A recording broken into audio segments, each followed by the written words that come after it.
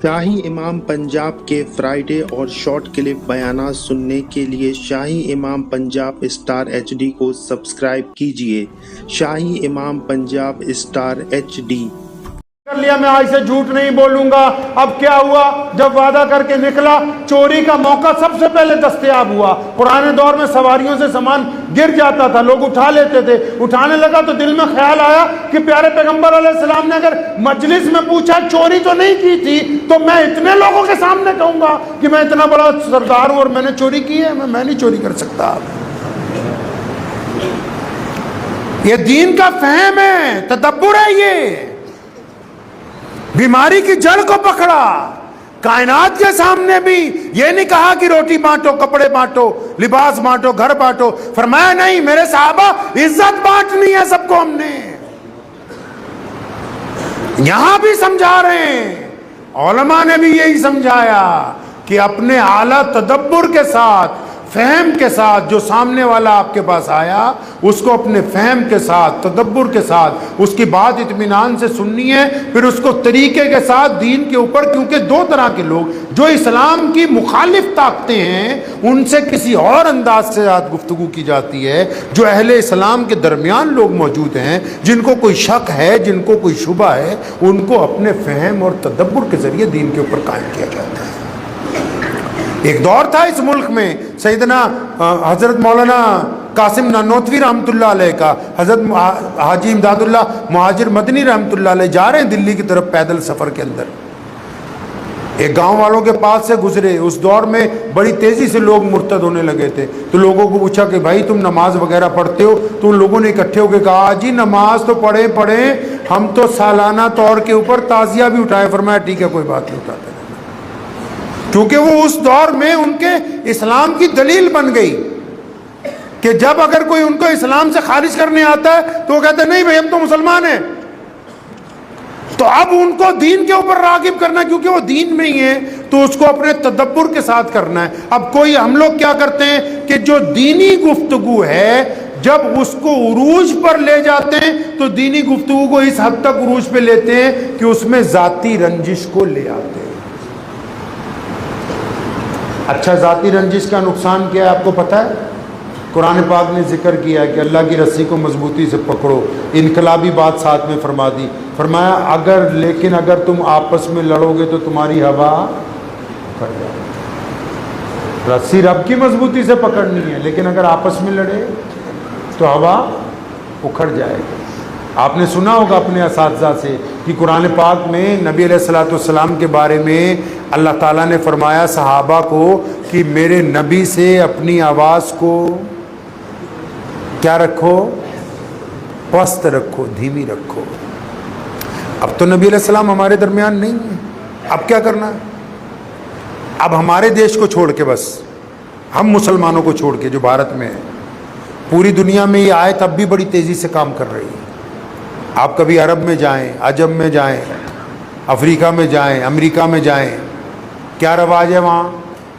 जब कोई दो मुसलमान आपस में किसी मामले को लेके बहस पड़ते हैं, लड़ पड़ते हैं, गुफ्तगू तेज़ हो जाती है, आवाज़ें बुलंद होने लगती है, तो तीसरा बंदा पास में आके ज़ोर से क्या कहता है? सल्लु अलन नबी, के नबी अलैहिस्सलाम पर दरूद भेजो। तो ये जो लड़ने वाले हैं फौरन अपनी लड़ाई बंद कर देते हैं, चुप हो जाते हैं, क्योंकि जब मोहम्मद रसूलुल्लाह सल्लल्लाहु अलैहि वसल्लम पर दरूद भेजने की बात आ गई, इसका मतलब खामोश हो जाओ। हमारी बदबख्ती क्या है?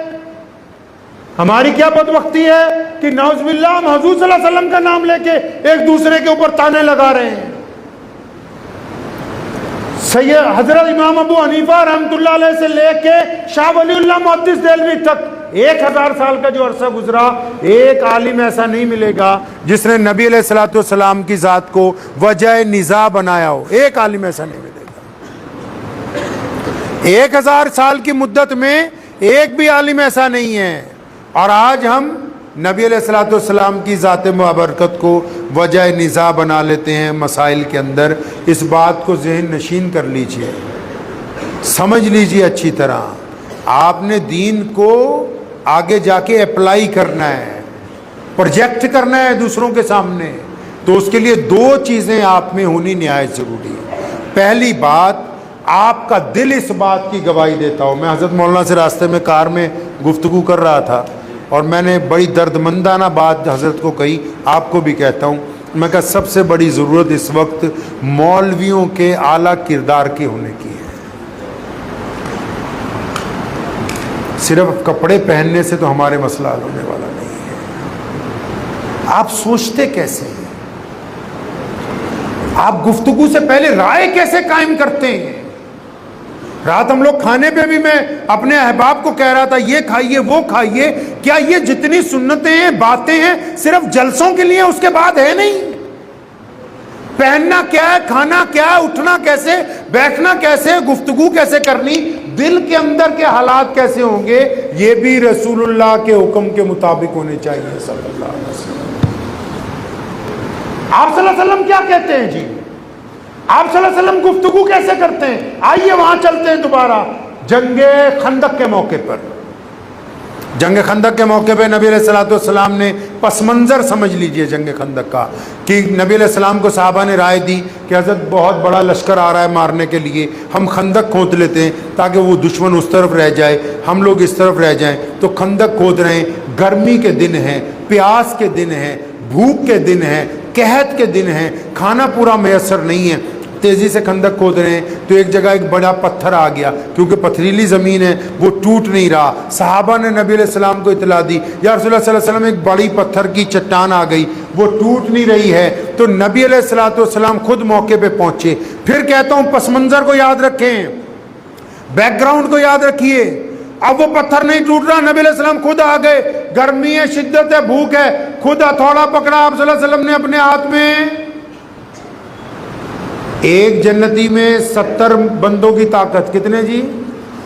एक नबी में 70 जन्नतियों की। और नबी अलैहिस्सलाम का लक़ब सिर्फ उम्मी है। आप मौलवी हैं इसलिए बता दूं, कभी पढ़ लीजिएगा जाके तवारीख को। नबी अलैहिस्सलाम की जब विलादत हुई थी तो 1 घंटे में जो पहली सात गुजरी है उसमें तमाम अंबिया के पास जितने उलूम थे और तमाम कायनात के जितने उलूम थे वो तमाम के तमाम नबी अलैहिस्सलाम को मुंतकिल कर दिए गए। अब नबी की ताकत का अंदाज़ा लगाओ। नबी अलैहिस्सलाम ने हथौड़ा अपने हाथ में पकड़ा, ज़रब मारी पत्थर पे तो उसमें दरार पैदा हुई। सुनो नबी क्या कह रहे हैं, गर्मी है, भूख है, दुश्मन सिर पे है। तो नबी अलैहिस्सलाम कैसे बात करते हैं अपने साहबा से? आप सल्लल्लाहु अलैहि वसल्लम जब बात करते हैं पॉजिटिव करते हैं। क्या फरमाया? जब एक दरार आ गई पत्थर में, फरमाया मेरे अल्लाह ने फारस की चाबियां मुझे अता फरमा दी। दूसरा पत्थर पे हथौड़ा मारा, पत्थर टूट गया, फरमाया कैसरो किसरा की भी दे दी। समझे आप बात को? नहीं समझे अभी भी। यानी बदतरीन हालात में, संगीन हालात में, परेशानी के वक्त भी प्यारे नबी अलैहिस्सलाम जब गुफ्तगू करते हैं तो हौसले की बात करते हैं, खुशखबरी की बात करते हैं। आप कैसे बात करते हैं परेशानी में? हम लोग परेशानी में कैसी बात करते हैं? पता लगा सुन्नत तो ये है कि दुख में, तकलीफ में, परेशानी में भी बंदे ने हौसला देना है।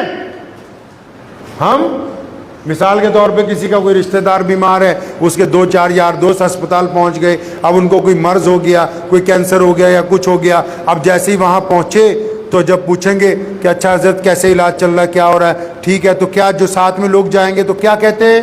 अरे आप देखने में तो बहुत कमजोर लग रहे हैं। मरीज का दिल बैठ जाता है। तो साथ वाला दूसरा कमबख्त वो क्या कहता है? अजी मेरे चचा भी इसी बीमारी से मर गए पिछले हफ्ते। मतलब ये मुसलमान है, दीनदार है, इनको यही नहीं पता कि हुजूर सल्लल्लाहु अलैहि वसल्लम गुफ्तगू कैसे करते हैं। आप सल्लल्लाहु अलैहि वसल्लम की 63 साला जिंदगी, आप तमाम वाकयात को खंगाल लीजिए, एक वाकया ऐसे नहीं मिलेगा जो नेगेटिव हो। मेरे नबी अलैहिस्सलाम ने जब भी बात की है पॉजिटिव बात की है, मुस्बत बात की है। तो आलिम का क्या काम है? एक मुसलमान की क्या शान है? वो पॉजिटिव बात करे, मुस्बत, बदतरीन हालात में भी हौसले की बात। एक बहुत बीमार बंदा पकड़ लीजिए, उसको 50 आदमी रोज अलग अलग जाविये से कहिए आप ठीक हो रहे हैं, तंदुरुस्त हो रहे हैं, कल से आज हालत अच्छी है, तो उसमें हौसला पैदा होगा। फिर जो उसका इरादा बनने वाला है, अल्लाह करीम उसके इरादे के मुताबिक उसको सेहत देने वाले हैं। हम कौम को क्या कह रहे हैं? मर गए, लुट गए, बर्बाद हो गए, ये हो गया, वो हो गया, कोई पॉजिटिव गुफ्तगू ही नहीं है। पिछले 40 साल में हमने कितनी तेज़ी के साथ आगे बढ़े हैं। हम पिछले 40 साल में बेशुमार मसाजिद का क़याम, मदरसों का क़याम, लाखों हुफ़ाज़ कराम की दस्तार बंदी, लाखों उलमा कराम का वजूद, नए उलमा कराम का मैदान के अंदर आना, बेशुमार तबलीगी जमातों का निकलना, बेशुमार इस्लामी जमातों का निकलना, बेशुमार नए स्कूल कायम करना, नए नए अस्पताल बनाने के आइडिया आना। ये पॉजिटिव नहीं है तो नेगेटिव है। ये मुस्बत नहीं है कि आपकी रफ्तार चाहे कम है, लेकिन आप कम रफ्तार के बावजूद दीन की फिक्र रखते हैं और आगे बढ़ रहे हैं। अब आप बताइए कि आपको कौम को हौसला देना है या उनका हौसला तोड़ना है? ये बताइए सुन्नत तरीका कौन सा हुआ है? ये जो इनडायरेक्ट टेररिज्म होता है कि सिर्फ 24 घंटे अपने लोगों को वहम का मरीज बनाना कि नहीं यार तुम बेकार हो, तुम ये हो, तुम वो, नहीं नहीं, उसको तब्दील करना है, मोहम्मद रसूलुल्लाह सल्लल्लाहु अलैहि वसल्लम की सुन्नत के मुताबिक करना है।